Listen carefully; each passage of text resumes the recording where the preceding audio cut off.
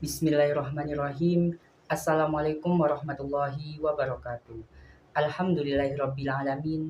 Assalatu wassalamu ala asrofil anbiya'i wal mursalin. Sayyidina Muhammadin wa ala alihi wa ashabihi ajmain amma ba'du. Yang terhormat Bapak Ahmad Budi Susetyo SSI MA selaku dosen pengampu mata kuliah analisis laporan keuangan. Perkenalkan, nama saya Hoirul Anam, saya mahasiswa Universitas Trunojoyo Madura, Fakultas Keislaman Program Studi Ekonomi Syariah, kelas 3D dengan NIM 2307211000041. Pada video ini saya akan membahas materi tentang selama satu semester ini di mata kuliah analisis laporan keuangan, yang dimana ada 12 pembahasan. Pembahasan pertama terkait dengan memahami jenis dan komponen laporan keuangan. Pembahasan kedua terkait dengan memahami analisis laporan secara komprehensif dengan berbagai pendekatan secara logis dan amanah, serta sesuai dengan aturan hukum yang berlaku. Pembahasan yang ketiga terkait dengan memahami berbagai analisis rasio keuangan dengan perspektif teoritis, empiris, dan logis. Pembahasan yang keempat terkait memahami rasio likuiditas dari perspektif teoritis, empiris, dan logis. Pembahasan yang kelima terkait memahami rasio solvabilitas dengan perspektif teoritis, empiris, dan logis serta bertanggung jawab. Pembahasan yang keenam terkait memahami rasio aktivitas dengan perspektif teoritis, empiris, dan logis serta bertanggung jawab. Pembahasan yang ketujuh terkait memahami rasio profitabilitas dengan perspektif teoritis, empiris, dan logis serta bertanggung jawab. Pembahasan yang kedelapan terkait memahami rasio keuangan bank dengan perspektif teoritis, empiris, dan logis serta bertanggung jawab dan juga sesuai dengan ketentuan hukum yang berlaku. Pembahasan yang kesembilan terkait memahami analisis sumber dan penggunaan modal kerja dengan perspektif teoritis, empiris, dan logis, serta bertanggung jawab, dan juga sesuai dengan ketentuan hukum yang berlaku. Pembahasan yang ke-10 terkait memahami analisis perkreditan dengan perspektif teoritis, empiris, dan logis, serta bertanggung jawab, dan juga sesuai dengan ketentuan hukum yang berlaku. Pembahasan yang ke-11 terkait memahami analisis laba kotor dengan perspektif teoritis, empiris, dan logis, serta bertanggung jawab, dan juga sesuai dengan ketentuan hukum yang berlaku. Pembahasan yang ke-12 terkait memahami analisis break-even point dengan perspektif teoritis, empiris, dan logis, serta bertanggung jawab, dan juga sesuai dengan ketentuan hukum yang berlaku.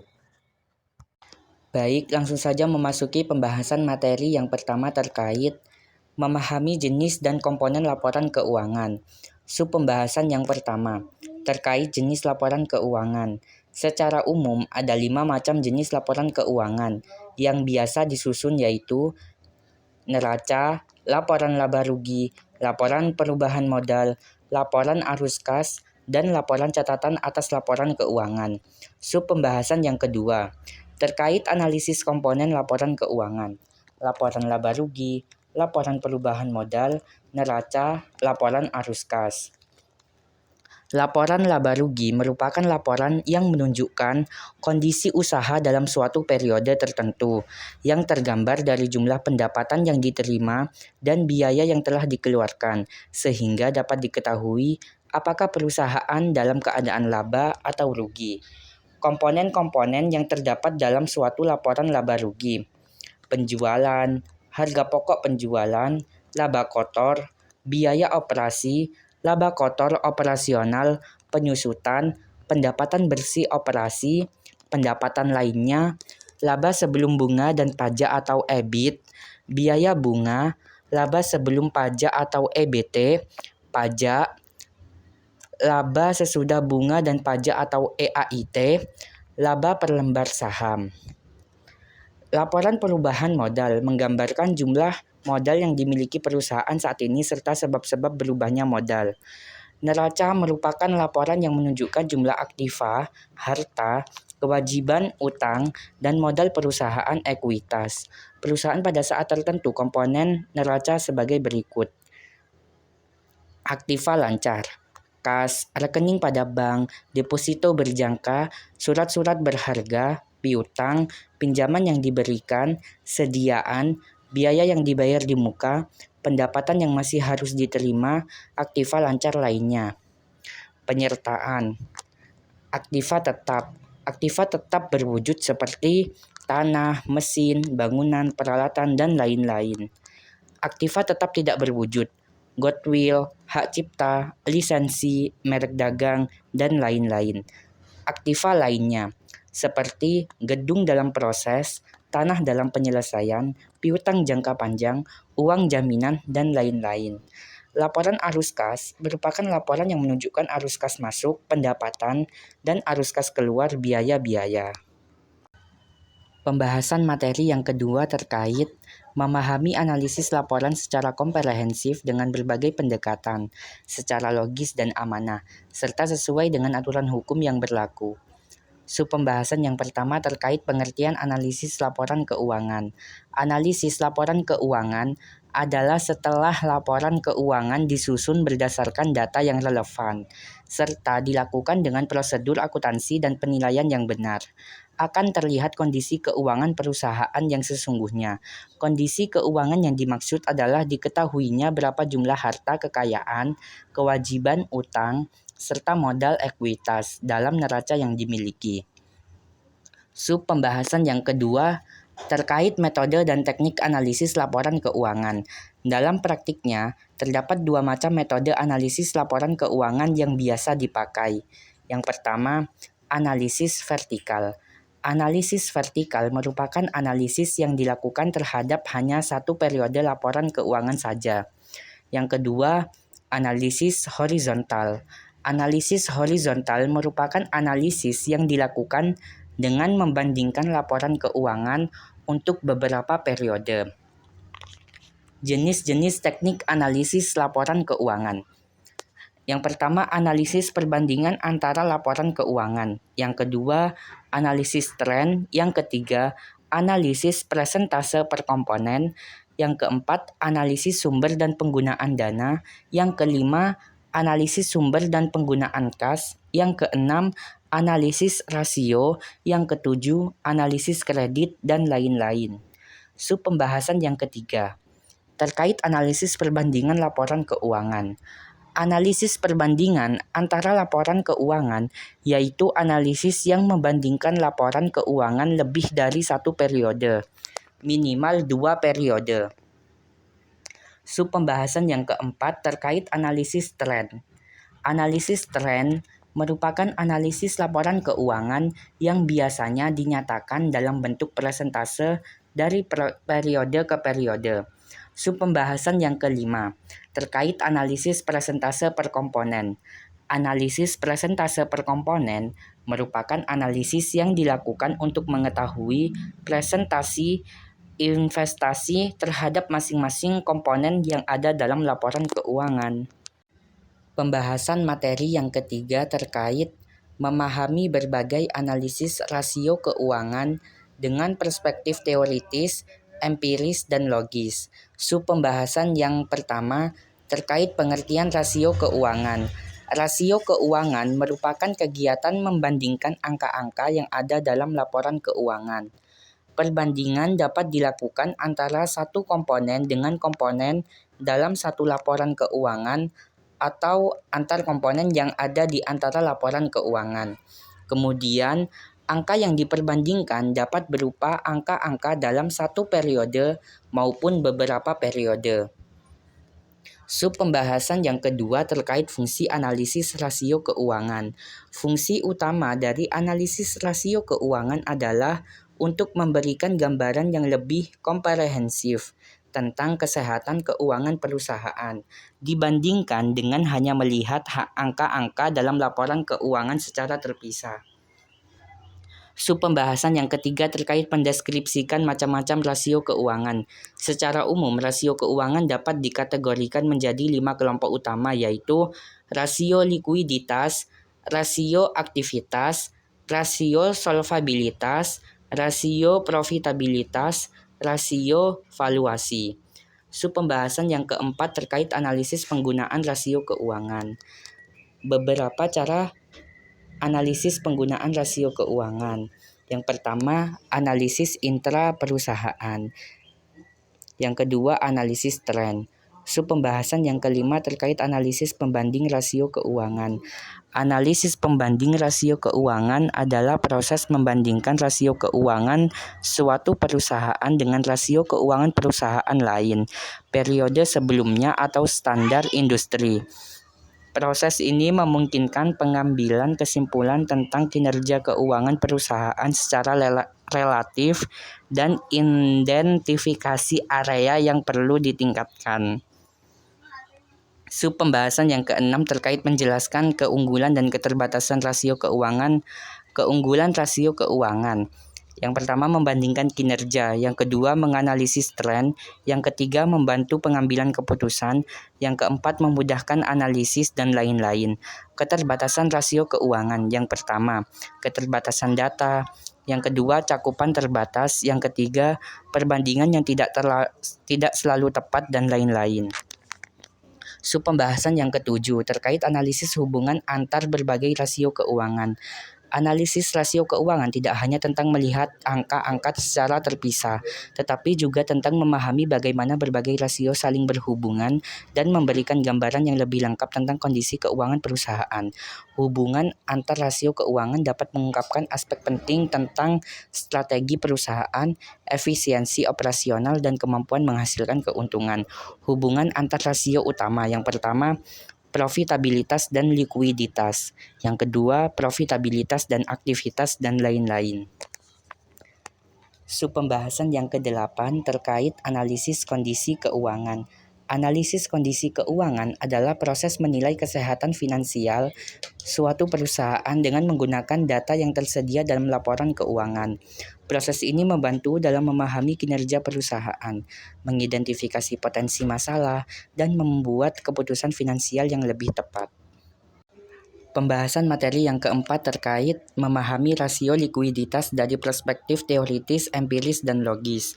Subpembahasan yang pertama terkait pengertian rasio likuiditas. Rasio likuiditas atau sering juga disebut dengan nama rasio modal kerja merupakan rasio yang digunakan untuk mengukur seberapa likuidnya suatu perusahaan. Dengan kata lain, rasio likuiditas berguna untuk mengetahui kemampuan perusahaan dalam membiayai dan memenuhi kewajiban atau utang pada saat ditagih atau jatuh tempo. Subpembahasan yang kedua terkait tujuan dan manfaat rasio likuiditas.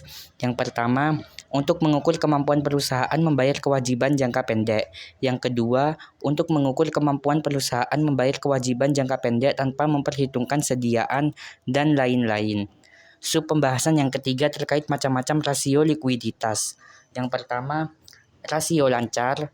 Yang kedua, rasio cepat. Yang ketiga, rasio kas. Yang keempat, rasio perputaran kas. Yang kelima, inventory to net working capital. Subpembahasan yang keempat terkait menganalisis aplikasi analisis rasio likuiditas. Analisis rasio likuiditas adalah alat penting untuk menilai kemampuan perusahaan dalam memenuhi kewajiban jangka pendeknya. Aplikasi analisis ini dapat digunakan oleh berbagai pihak, termasuk investor, kreditur, pemasok, dan manajemen perusahaan sendiri. Beberapa aplikasi analisis rasio likuiditas, yang pertama bagi investor, yang kedua bagi kreditur, yang ketiga bagi pemasok, dan lain-lain. Pembahasan materi yang kelima terkait memahami rasio solvabilitas dengan perspektif teoritis, empiris, dan logis serta bertanggung jawab. Subpembahasan yang pertama terkait menjelaskan pengertian rasio solvabilitas. Rasio solvabilitas atau leverage ratio merupakan rasio yang digunakan untuk mengukur sejauh mana aktiva perusahaan dibiayai dengan utang. Dalam arti luas, dikatakan bahwa rasio solvabilitas digunakan untuk mengukur kemampuan perusahaan untuk membayar seluruh kewajibannya, baik jangka pendek maupun jangka panjang apabila perusahaan dibubarkan. Subpembahasan yang kedua terkait tujuan dan manfaat rasio solvabilitas. Yang pertama, untuk menilai dan mengetahui kemampuan posisi perusahaan terhadap kewajiban kepada pihak lainnya. Yang kedua, untuk menilai dan mengetahui kemampuan perusahaan memenuhi kewajiban yang bersifat tetap, dan lain-lain. Subpembahasan yang ketiga terkait macam-macam rasio solvabilitas. Yang pertama, debt to asset ratio. Yang kedua, debt to equity ratio. Yang ketiga, long term debt to equity ratio. Yang keempat, times interest earned. Yang kelima, fixed charge coverage. Pembahasan yang keempat terkait analisis aplikasi analisis rasio solvabilitas. Analisis rasio solvabilitas adalah alat penting untuk menilai kemampuan perusahaan dalam memenuhi kewajiban jangka panjangnya. Rasio ini memberikan gambaran tentang struktur keuangan perusahaan dan risiko yang terkait dengan penggunaan utang. Aplikasi analisis ini dapat digunakan oleh berbagai pihak, termasuk investor, kreditur, dan manajemen perusahaan sendiri. Yang pertama bagi investor, yang kedua bagi kreditur, dan lain-lain. Pembahasan materi yang keenam terkait memahami rasio aktivitas dengan perspektif teoritis, empiris, dan logis serta bertanggung jawab. Pembahasan yang pertama terkait pengertian rasio aktivitas. Rasio aktivitas merupakan rasio yang digunakan untuk mengukur tingkat efisiensi, pemanfaatan sumber daya perusahaan atau menilai kemampuan perusahaan dalam melaksanakan aktivitas sehari-hari. Pembahasan yang kedua terkait tujuan dan manfaat rasio aktivitas. Yang pertama, untuk mengukur berapa lama penagihan piutang selama satu periode. Yang kedua, untuk menghitung hari rata-rata penagihan piutang. Yang ketiga, untuk mengetahui berapa hari rata-rata sediaan tersimpan dalam gudang dan lain-lain. Pembahasan yang ketiga terkait macam-macam rasio aktivitas. Yang pertama, perputaran piutang. Yang kedua, perputaran sediaan. Yang ketiga, perputaran modal kerja. Yang keempat, fixed asset turnover. Yang kelima, total asset turnover. Pembahasan yang keempat terkait aplikasi analisis rasio aktivitas. Analisis rasio aktivitas merupakan alat penting untuk menilai seberapa efektif perusahaan dalam menggunakan asetnya untuk menghasilkan pendapatan. Rasio ini menunjukkan efisiensi operasional perusahaan dan kemampuannya dalam mengelola aset secara optimal. Beberapa aplikasi analisis rasio aktivitas. Yang pertama, bagaimana manajemen perusahaan. Yang kedua, bagi investor. Yang ketiga, bagi kreditur, dan lain-lain. Pembahasan materi yang ketujuh terkait memahami rasio profitabilitas dengan perspektif teoritis, empiris, dan logis serta bertanggung jawab. Pembahasan yang pertama terkait pengertian rasio profitabilitas. Rasio profitabilitas merupakan rasio untuk menilai kemampuan perusahaan dalam mencari keuntungan. Rasio ini juga memberikan ukuran tingkat efektivitas manajemen suatu perusahaan. Pembahasan yang kedua terkait tujuan dan manfaat rasio profitabilitas. Tujuan rasio profitabilitas secara umum adalah untuk mengukur atau menghitung laba yang dihasilkan. Manfaat yang diperoleh adalah mengetahui besarnya tingkat laba. Pembahasan yang ketiga terkait macam-macam rasio profitabilitas. Yang pertama, profit margin on sales. Yang kedua, return of investment. Yang ketiga, hasil pengembalian investasi ROI dengan pendekatan DuPont. Yang keempat, return on equity ROE. Yang kelima, hasil pengembalian ekuitas ROE dengan pendekatan DuPont. Yang keenam, laba per lembar saham biasa. Pembahasan yang keempat terkait aplikasi analisis rasio profitabilitas. Analisis rasio profitabilitas adalah alat penting untuk menilai kemampuan perusahaan dalam menghasilkan keuntungan dari operasinya. Rasio ini memberikan gambaran tentang seberapa efisien perusahaan dalam mengubah penjualan atau pendapatan menjadi keuntungan bersih. Beberapa aplikasi analisis rasio profitabilitas. Yang pertama bagi investor, yang kedua bagi kreditur, yang ketiga bagi manajemen perusahaan, dan lain-lain. Pembahasan materi yang kedelapan terkait memahami rasio keuangan bank dengan perspektif teoritis, empiris, dan logis serta bertanggung jawab, dan juga sesuai dengan ketentuan hukum yang berlaku. Pembahasan yang pertama terkait pengertian rasio keuangan bank. Rasio keuangan bank adalah alat analisis yang digunakan untuk menilai kinerja dan kondisi keuangan bank secara relatif. Rasio ini membantu dalam memahami kemampuan bank dalam menghasilkan keuntungan, mengelola aset, dan memenuhi kewajiban. Rasio keuangan bank membantu berbagai pihak, seperti investor, kreditur, regulator, dan manajemen bank sendiri dalam membuat keputusan yang lebih tepat. Pembahasan yang kedua terkait penggunaan rasio keuangan bank.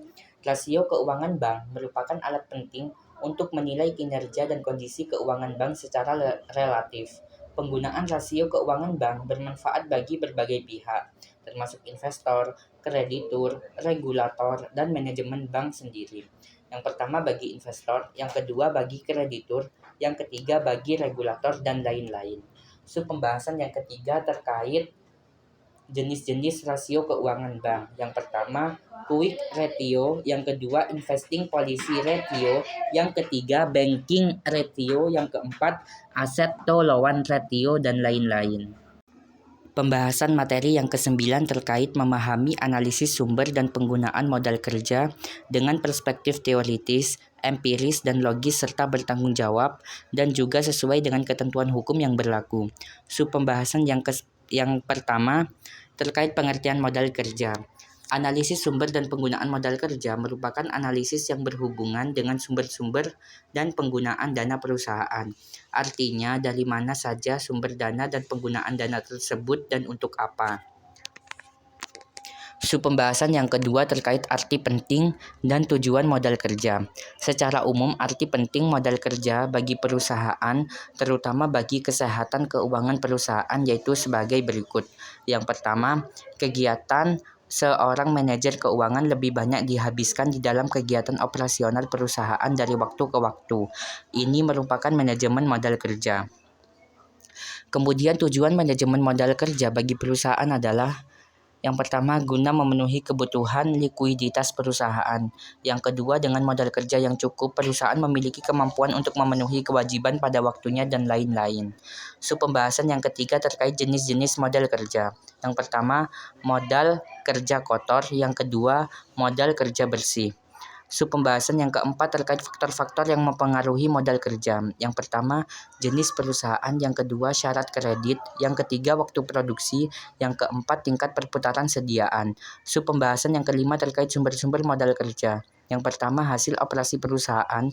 Yang kedua, keuntungan penjualan surat-surat berharga. Yang ketiga, penjualan saham. Yang keempat, penjualan aktivitas tetap, dan lain-lain.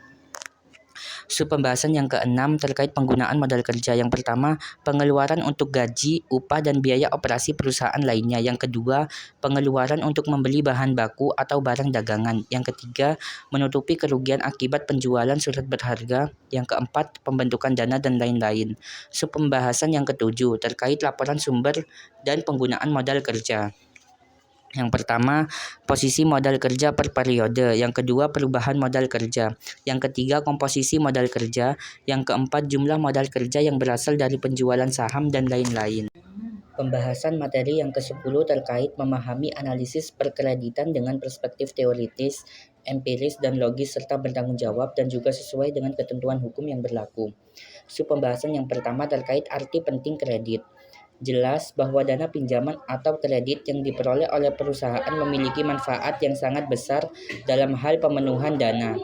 Pertimbangan utama perusahaan untuk memperoleh pinjaman tersebut adalah bahwa memang dana tersebut sangat dibutuhkan sesuai pemanfaatannya. Artinya jangan sampai dana yang dibutuhkan melebihi kebutuhan yang sesungguhnya sehingga ada dana yang menganggur, sementara beban bunga terus dibayar.